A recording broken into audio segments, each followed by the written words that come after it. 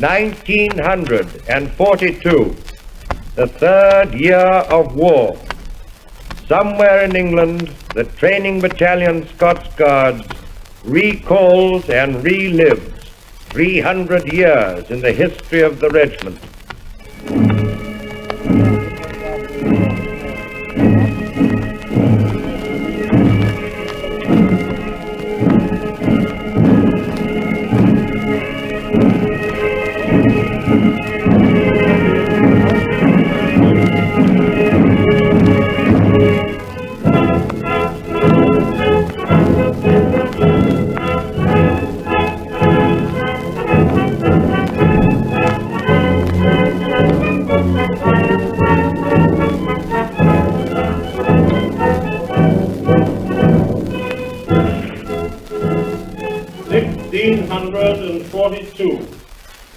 A regiment is created.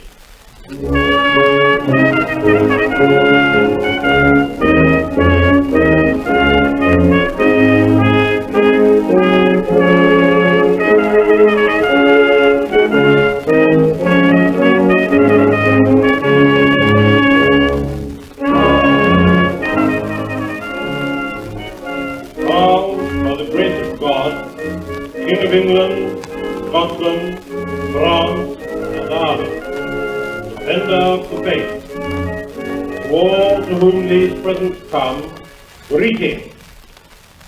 Whereas the Lords of our Privy Council of Scotland, enabled by an Act of Parliament for that purpose, out of the special trust and confidence of the improved wisdom, valour, and abilities of Archibald, Marquis of Argyll, have chosen and appointed the said Marquis to be Chief Commander of one regiment of Scottish subjects, consisting of the number of 1,600. In witness whereof we have caused these our letters to be made patent. Witness our seal this 18th day of March in the 17th year of our reign. A royal regiment formed on the 18th of March 1642 as a guard for the King's person, now the Scots Guards.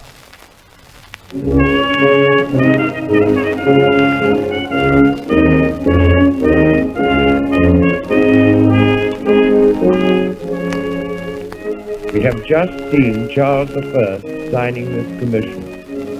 The narrators now tell us that the regiment proceeded to Ireland. In the course of the next 20 years, great incidents occur. Charles II is seen presenting new colors. Then the narrators tell us of civil war, defeat at Dunbar and Worcester, and the Restoration.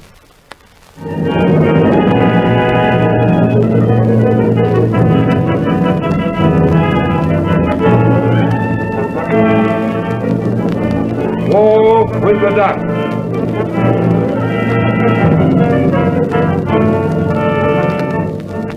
A new weapon is added to the pike and the musket. In 1667, selected men from the companies of the regiment were given special instruction in the throwing of hand grenades and fireworks.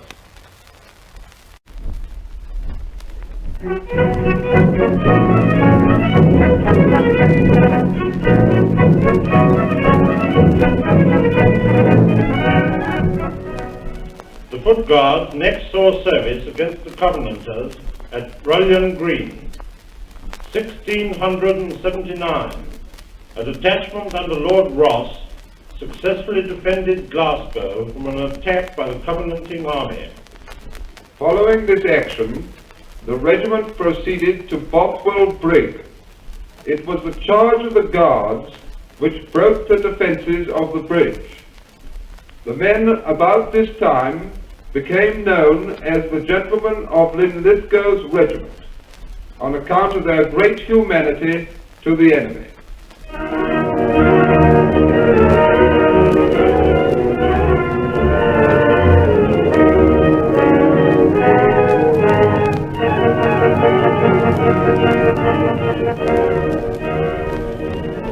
This is a colourful scene. The regiment with colours flying is crossing Bothwell Brig.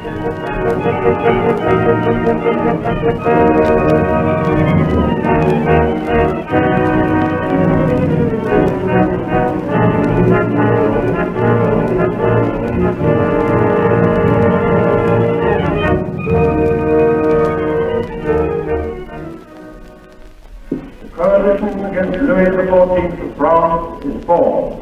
The 1st Battalion embarked for service on the continent under order.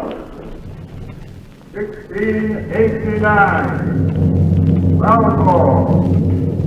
1692, Italia. 1693, London.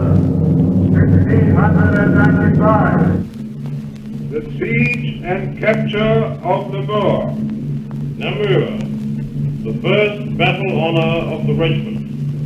One of the most formidable fortresses of the day. The first successful attack by British infantry on the continent was led by the Brigade of Guards.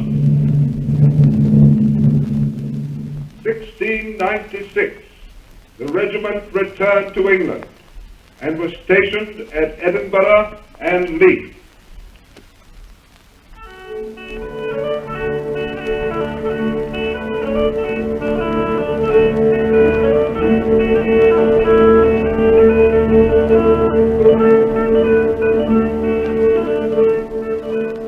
The investigation into the Queensberry plot of 1703 disclosed the strength of the Jacobite following in the north. Early in 1704, measures were taken for more effective control.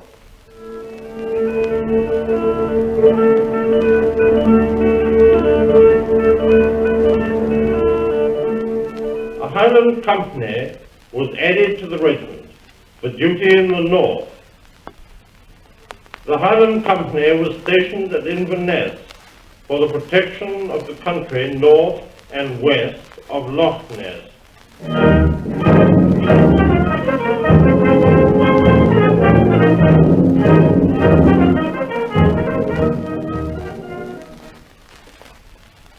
The 45 Rebellion. Prince Charles Edward landed on the west coast of Scotland. The regiment was recalled from Flanders and a force was raised from the 3 regiments of foot guards. 1760, the Second Battalion, with battalions of other regiments of the Guards, fought in Germany. 1763, the regiment returned to England after peace had been signed in Paris.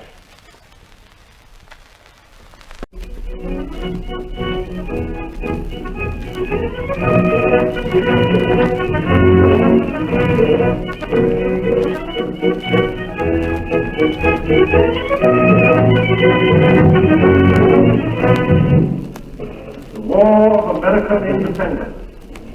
A composite battalion of foot guards, 1,000 strong, of which 300 were found by the regiment, took part in this campaign.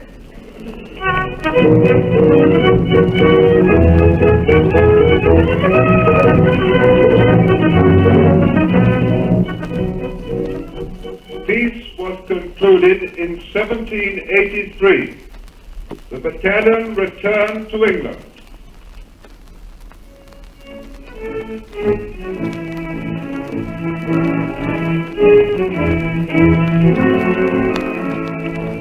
Through our pages of history, we now pass from Egypt 1808 to the end of the Peninsular War.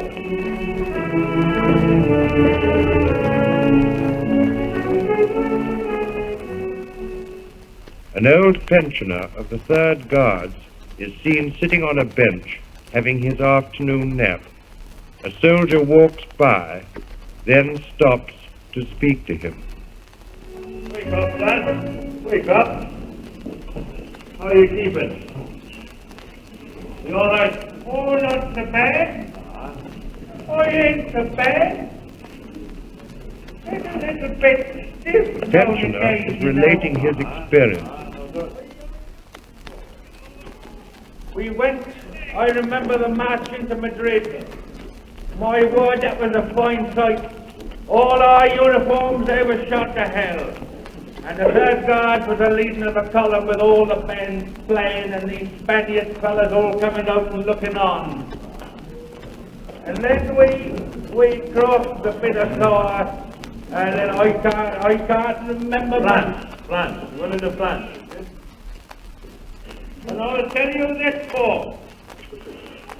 Whatever you do in the Third Guard, whether you do right or whether you do ill, they never forget you.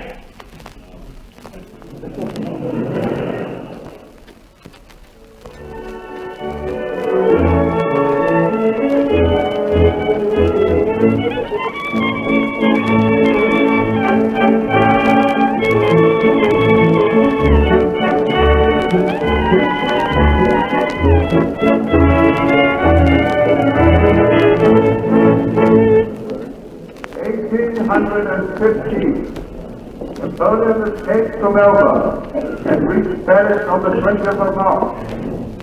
The Congress of Vienna broke up in haste.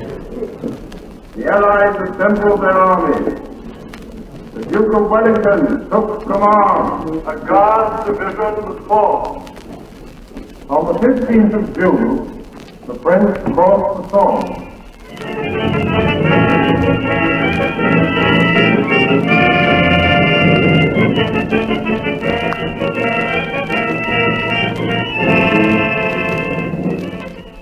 Wellington withdrew the Allied army to the south of the village of Waterloo.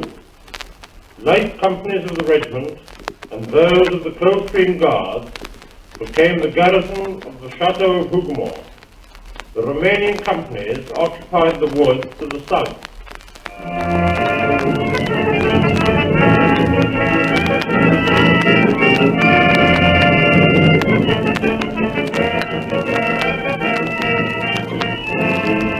The great north gates of the chateau had been kept open to receive ammunition. The French attacked. The defenders had to fall back on the gates of Hougoumont.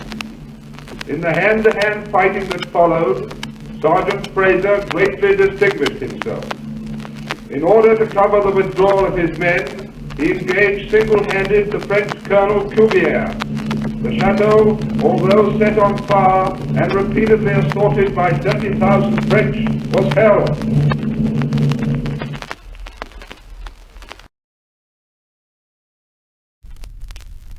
From the Battle of Hougoumont, the scene changes till nearly 40 years later, the Crimean War.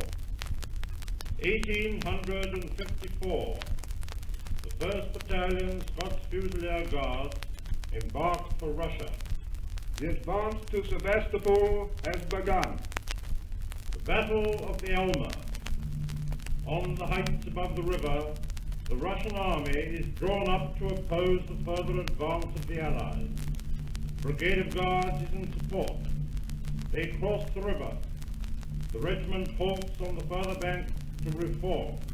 Word is received to advance to the aid of the brigade, which is hard pressed. Up the hill they go, with their bayonets fixed. Their colors proudly fly. The light division, pressed back by the Russians, breaks through their ranks. On they go to within 20 yards of the redoubt. Finding themselves unsupported, they halt and commence to fire. They continue their advance. Colour is isolated, is surrounded by the Russians. The Queen's colour, carried by Bob Lindsay, later Lord Wantage, is riddled with shot. The Grenadiers and the Coldstreams arrive and enable the battalion to reform. The advance is resumed. A continuous fire is poured into the Russians until they waver.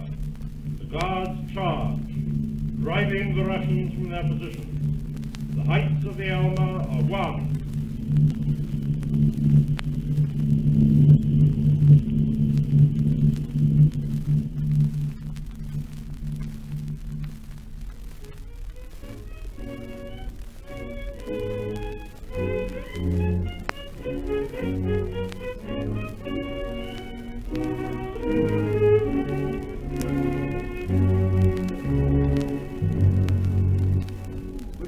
Victoria instituted the Victoria Cross, the highest award that can be won by a soldier.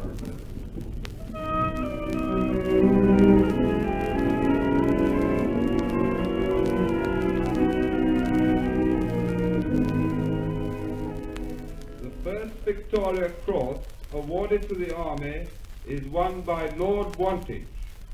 This presentation is now being depicted on the stage.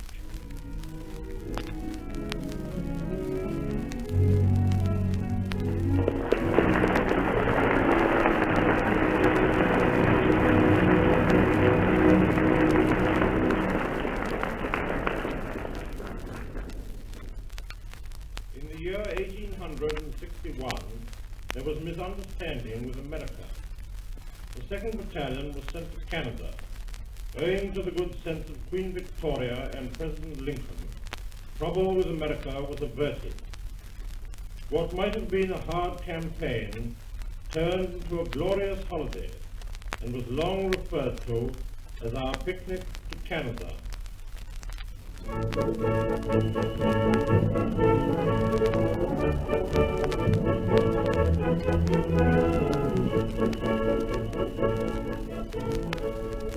During this expedition, the battalion used sleighs to make a journey from New Brunswick to Montreal. A party of troops, heavily cloaked, are standing by their sleigh. Dogs are waiting to take them on the next part of their journey.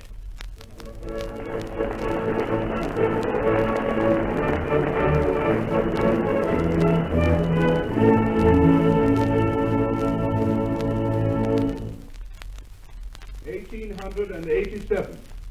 Her Majesty Queen Victoria celebrates her Jubilee and grants 3 additional company badges to the regiment. To celebrate the Queen's Diamond Jubilee in 1897, Her Majesty presented a state colour to the Scots Guards.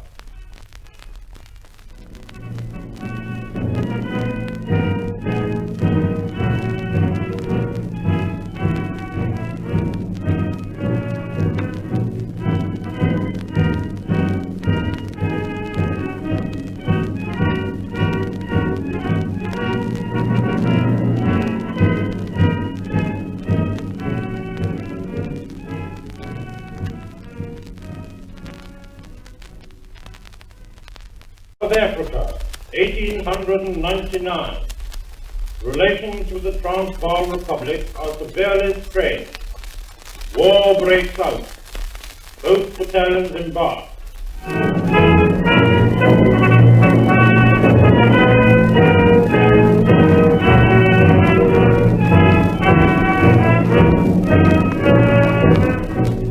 The scene of embarkation.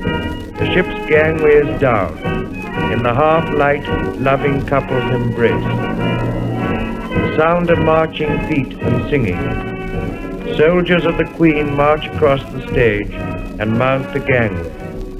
As the lights fade, the last soldier goes aboard, and their friends are left behind.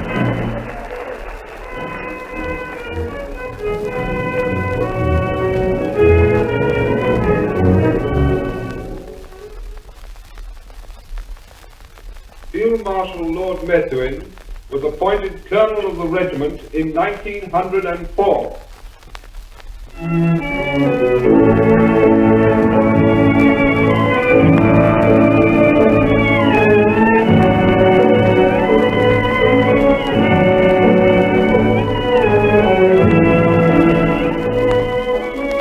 In 1907, the Scots Guards Association was formed at Edinburgh. Branches sprung up in the main cities of Scotland and England. It was the first association of its kind in the Brigade of Guards. Its membership is steadily rising. Its objects are to keep in civilian life those who have served together in the regiment, and to help all Scots Guardsmen who find themselves in distress.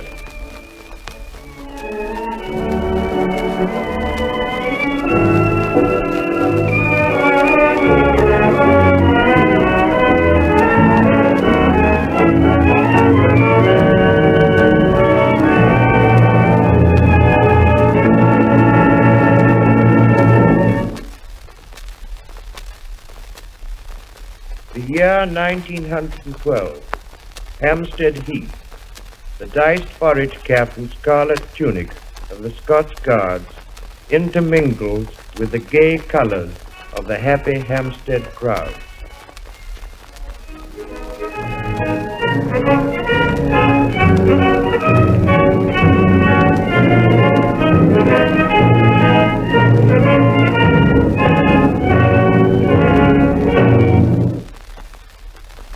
War with Germany, the 4th of August, 1914.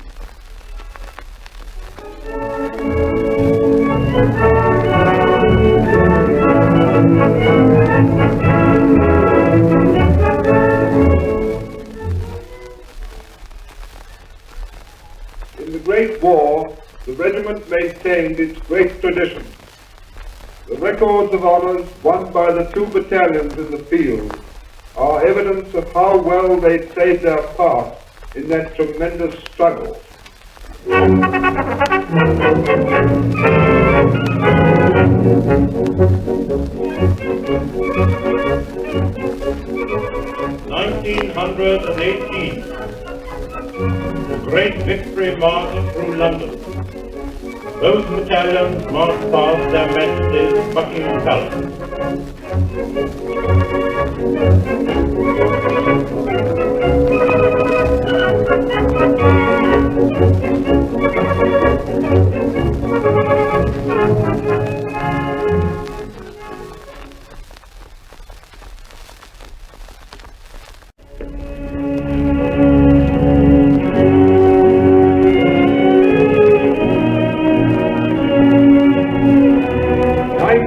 1936, the death of His Majesty King George V.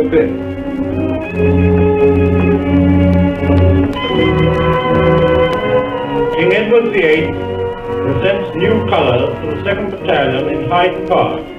1937, King Edward VIII abdicates. His Royal Highness the Duke of York, then Colonel of the regiment, is crowned at Westminster. The Duke of Gloucester succeeds his brother as Colonel of the regiment. 1938, rumours of war. Neville Chamberlain speaks to the country from Downing Street. You've already heard what it contains, but I would just like to read it to you.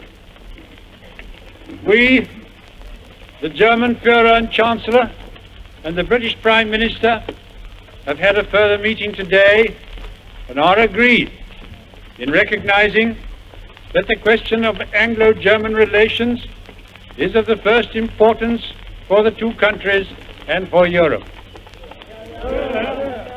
We regard the agreement signed last night and the Anglo-German naval agreement as symbolic of the desire of our 2 peoples never to go to war with one another again.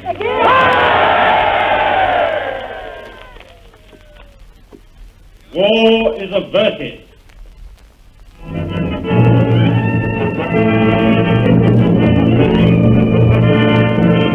Germany crosses the Polish frontier. War is declared on Germany. Mobilization of the army proceeds. New battalions are formed.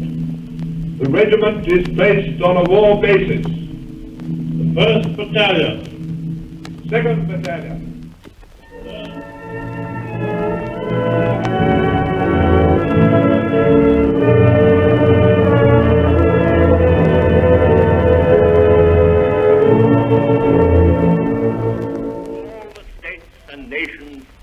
Bond or free, to all the men in all the lands who care for freedom's cause, to all our allies and well-wishers in Europe, to our American friends and helpers drawing ever closer in their might across the ocean. This is the message. Lift up your hearts. All will come right out of the depths of sorrow and of sacrifice. Will be born again the glory of mankind.